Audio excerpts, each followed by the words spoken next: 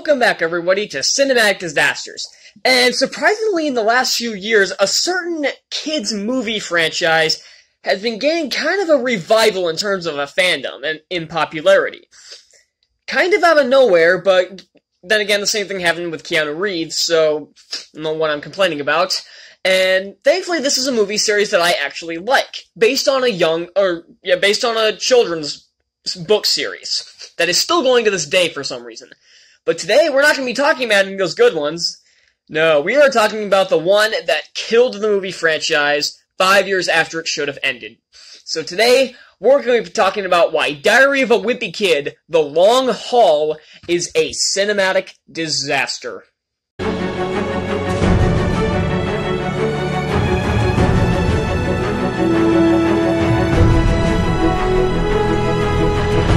As you all probably know, Diary of a Wimpy Kid is based on a long-running book series that now has spawned 15 books, and probably should have ended after about 8, if even that, and has spawned 3 moderately successful films. They didn't make a ton of money, but due to their low budgets, they made quite a substantial profit. And they were actually pretty critically divisive. Hell, I think every single one of them on the tomato meter, I think the first one and the third one ended up in the 50s, and the second one ended in the high 40s. So, as you can tell, these were pretty divisive films among critics. Audiences seem to like them quite a bit, though, and many even say that they're better than the books. These are some of the few movies that people will actually admit are better than the books. My personal thoughts? I completely agree. The original trilogy is really good, and I think it is actually, like a lot of people, they think it's very underrated.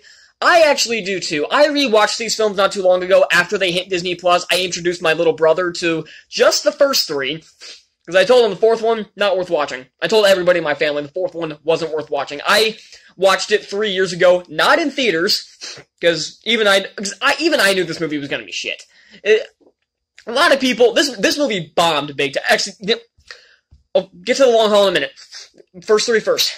So I actually really like the first 3. My ranking of them is a little different from how most people would put it. Most people say Roderick Rules is the best and the weakest is Dog Days. My favorite one is actually Dog Days, and that might surprise some people. And then Roderick Rules takes a solid second place, though. The first one I do think is the weakest, but like I said, weakest, not worst, because they're all actually really good. I thought I was going to end up hating them watching them again at 17, because last time I watched them, I think I was maybe 14, I was still in middle school, I think I was in the 8th grade last time I watched these, so I probably connected them with them a bit better, but watching them now at 17, almost 18, they hold up surprisingly well. I am generally shocked at how well these hold up. They have great messages, some spot-on casting. I am shocked how perfect this casting is, especially Devin Bostic as Roderick, as everyone knows, and Steve Zahn as Frank. I am shocked at how good this casting was. And some of these people I'd seen before, like Peyton List and Karan Barar, who play Holly Hills and Shrag Gupta, respectively, were both in that Disney Channel show Jessie that I used to watch. That doesn't hold up now. Oh, I watched that recently, and it sucks. But these movies surprisingly hold up very well, and they are better than the books, because the main problem with the books is that Greg doesn't change. He's a static character throughout every... I only got to book 9, the Long Haul, ironically. That's the last one I read. And he stays static throughout all those 9. In the 9th, but he's still a dick. And he's still a whiny little brat. But in the movies, he starts out that way, and changes by the end of the film. Each one is about him connecting with a certain character that he has some sort of conflict with. In the first one, it's Rowley. The second one, it's Roderick. And in the third one, it's his father, Frank. And I thought this was done very well. If you wanted to have a 4th film where he has to have some sort of connection with the mom, I think it can be done, but I don't think it needed to be done. I think his relationship with his mom was fine. It definitely seemed like he had much conflict with his mom in the first 3 films. So it feels like ending with a trilogy seemed like the smart move, because now all the people he had some sort of friction with, they're perfectly fine now. Even in the 3rd movie, he's actually, like, friends with Roderick. He even gets his band a gig playing at Heather Hills party, and I thought that was actually a very good idea. These movies have a lot better ideas than the book does. The book seem to just happen. The movies actually have a purpose. They change Greg in a certain way. But then we get this fourth film 5 years later for absolutely no reason other than money. But did this make money? No. I cannot fathom how anyone thought this would be a good idea. Because it butchers the source material, critical reviews were down the toilet, audience reaction was much better, and it bombed big time at the box office. This was a terrible idea from the start, and not only that, but there was a lot of controversy around the recasting. Now, recasting the actors, I get it. They really had no choice. But my problem is that the kid who plays Greg is younger than Zachary Gordon was in the first film. He at least looks like it. And he isn't supposed to take place after Dog Days. And where's the dog? I don't know. They explain what happens in the book. They get rid of her. But at the end of the movie, they still have Sweetie. So, whatever happened to him, I don't fucking know. And the movie's not going to explain it. I mean, but him and Rowley look young. They look like they're in elementary school, for Christ's sake. And they're supposed to be in the 8th grade? And in summer break after 8th grade? Are you shitting me? No. And then there's, of course, the controversy around the Roderick recasting. I didn't have a problem with them recasting Roderick, but A, the guy they picked can't act, and 2, they make Roderick so unbelievably stupid here. In the original, he acted more clueless than he actually was. He was still kind of an idiot, but in terms of book smarts, he was kind of an idiot. But when it came to, like, getting out of certain situations, he was very intelligent and knew how to get out of certain situations, like I said. This one has a bag of sand for a brain. And I don't get... You can tell this is a different writing staff, but it's the same director, so you think he would have come in with some notes, saying, you guys are writing a really shitty script, we need a new script here. And then there's the dad who kind of looks like Steve Zahn, and actually really sounds like him. He sounds like Steve Zahn.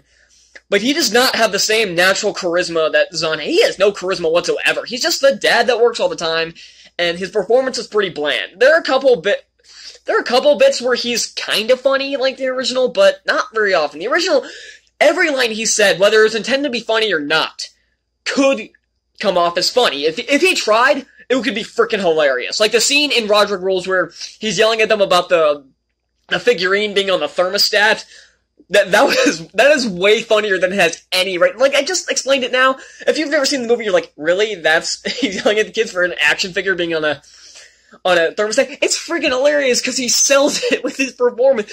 The dialogue isn't that funny. It's like, okay, he's just yelling at them for something being out of place because he had a party. They don't know he had a party, but it's out of place so freaking well, but his performance makes it hilarious. See, I need to see Steve Zahn in more stuff. He's the hilarious guy. Then there's Alicia Silverstone as, what's his mother's name? Susan Heffley.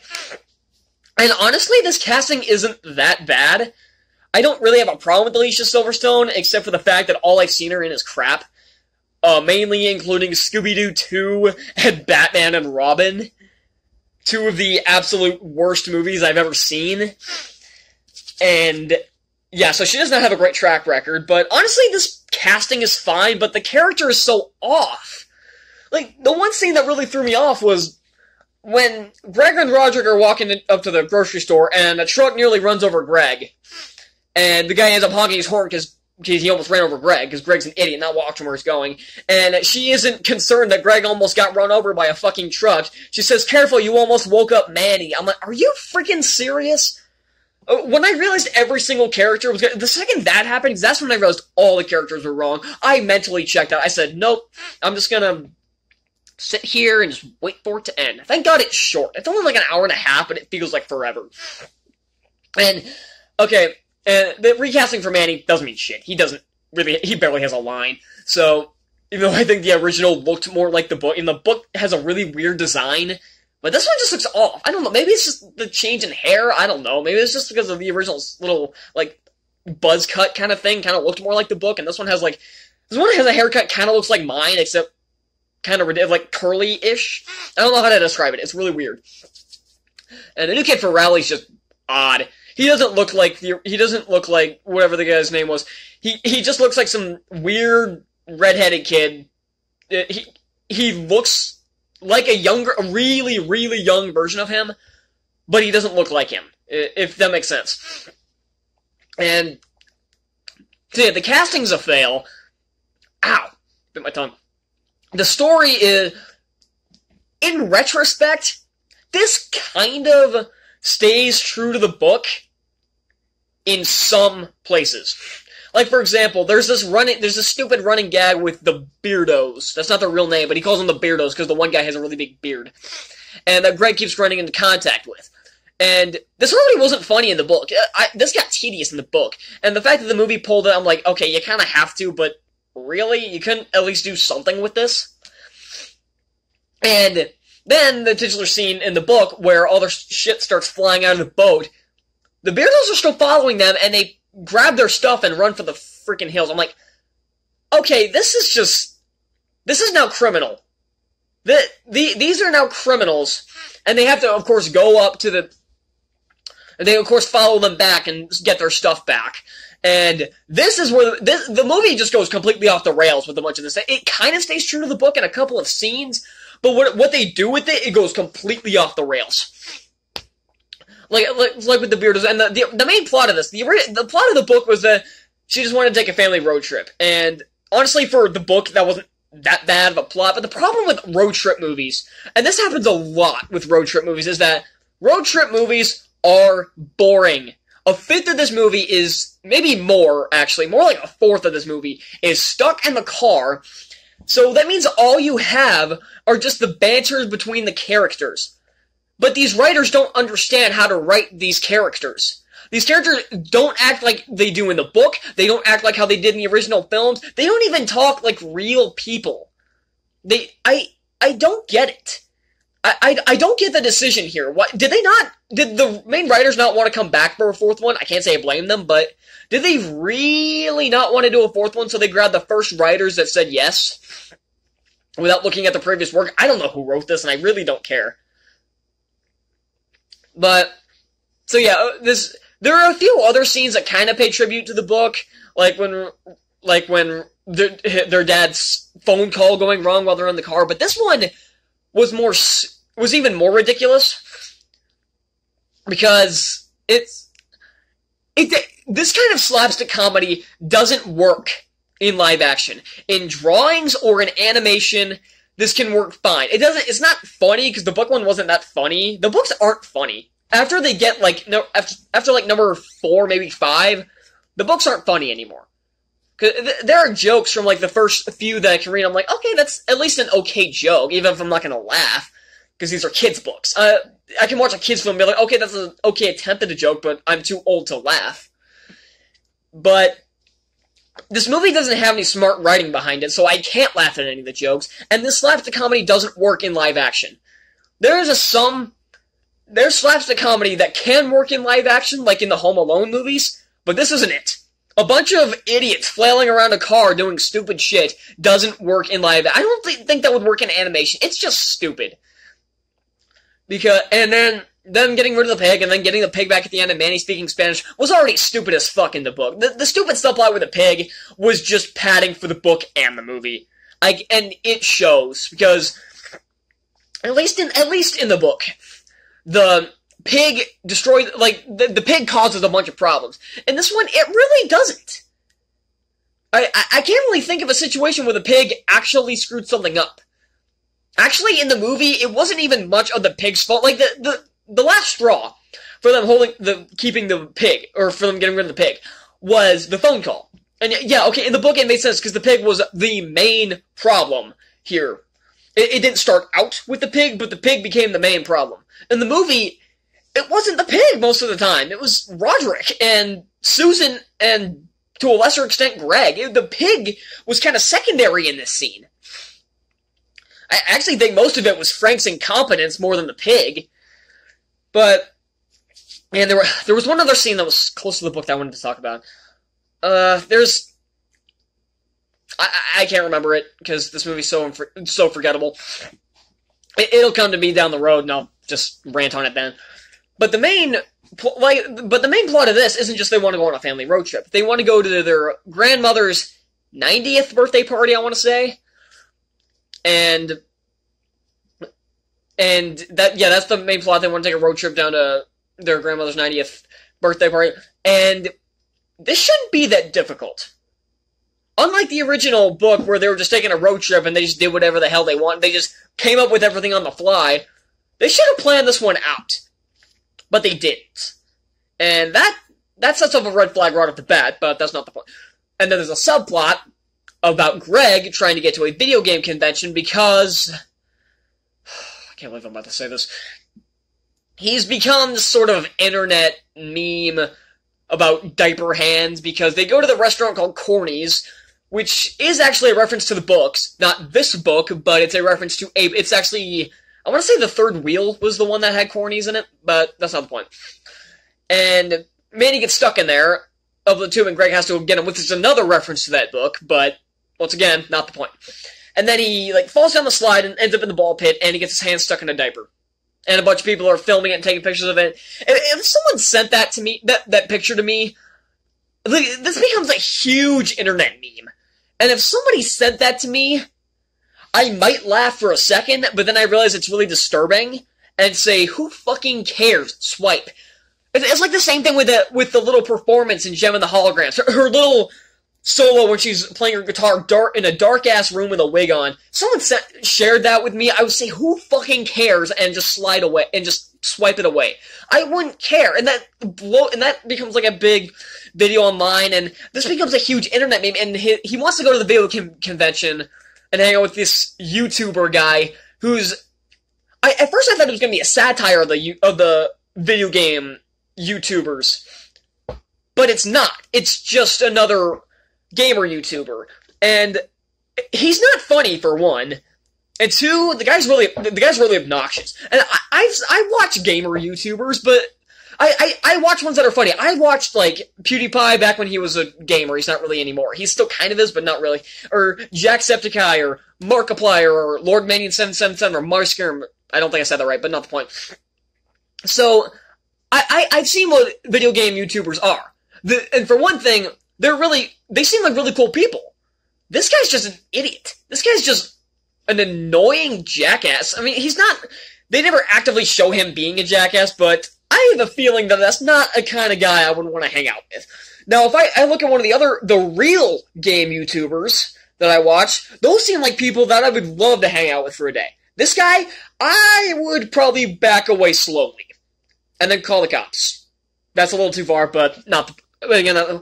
So, this entire thing is him getting to a freaking game convention, which, honestly, I can kind of understand. This seems like something Greg would do in the book, especially when he changes the GPS. That seems like something he would do from the books.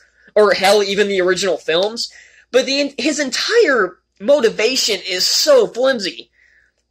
Again, because, for one, this internet meme isn't funny and wouldn't catch on as much as the movie implies it does, and two, this gamer YouTuber does not seem like he would be that popular, because he's just a guy that yelled a lot. And I know that's kind of like Jacksepticeye's shtick, but what he says is funny, at least. Or at least he goes on some tangent and then makes some weird joke afterwards that's actually funny. He has more than, he doesn't just have a shtick. He knows what he's doing. This guy doesn't seem like he knows what he's doing. He seems like if I went and played a video game and I wasn't actually making commentary or trying to make actual jokes, if I was given a bet to play video games with a camera pointed at me and just yell the entire time, that's what this guy looks like. And that's not funny, that's obnoxious. And I'm gonna stop talking about this now because it's getting me really annoyed. And then you know, the other three movies had the climaxes of those three weren't like action-ish climaxes. They were emotional climaxes. Greg saying he ate the cheese in the first one to protect Rowley. And, oh, my battery's running low, crap. And in the second one, it's him getting his mom going into the show to have his mom let his brother play in the band at the talent show.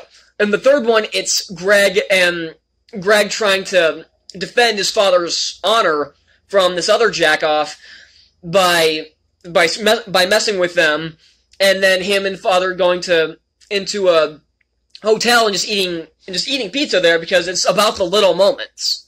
And those are really great climaxes, especially for a movie that's not action-oriented. It's about human emotion and human drama.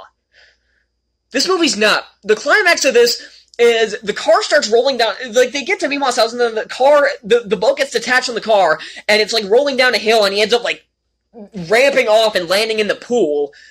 And for one, when the car and the boat are going down the hill at the same speed, and going pretty fast, might I add, she sees Greg in the boat, and she starts laughing. Or his mother does. Once again, mischaracterization. But two, A, this is implausible. I'm pretty sure the Mythbusters test this would be calling bullshit. Because I'm calling bullshit. And I haven't taken physics, but I know quite a bit about the laws of physics, so I'm calling bullshit. And two, it's just stupid. It looks ridiculous. It's not shot well. It doesn't connect to anything the Diary of a Wimpy Kid franchise is about. It's completely out of nowhere, and you can tell they put an action climax in here because that's what people like. So, I think I've said my piece. Definitely don't if you like the Diary of a Wimpy Kid trilogy or the book series, I recommend you pretend this movie doesn't exist. I've been trying to suppress memories of it, and I think this may help if I finally get to yell and scream about it. I might have some closure. So I might never get to think of this movie again after I posted it. And this killed the Diary of a Wimpy Kid movie franchise. No more movies are planned to be in production, and I think that's a good thing. Actually, I think Disney Plus is making an animated reboot. I just remembered. Disney Plus is making an animated reboot. And I think this is a good idea. The live-action films have done their part. It's time for the animation, because this is a drawn book series. The animation needs to do their piece now. This looks like the same style of the Peanuts movie, which was very good, actually. I really enjoyed the Peanuts movie. So, I'm curious what they do. They didn't show much, they just showed, like, the animation style. It looks like the book in 3D form. So I'm curious what they can do with it. If it's as good as I don't know if I think it's a reboot. Like, I think they're going with the first one. I don't know if it's a show or a movie, but I think it's a movie. If they made a show, that'd just be stupid. It's the same thing with Percy Jackson. Don't make a show. You can't make a show out of those books. So, yeah, this is a horrible movie. I'm glad it bombed. I'm glad people hate it as much as they do. And I'm glad the fans know that this is a garbage movie. Unlike something like Spider-Man 3 or Fantastic Beasts 2 or Last Jedi, some fans will still defend them, even though they suck. This one is not the case. People know this one sucks, and like me, they will try to forget it ever existed.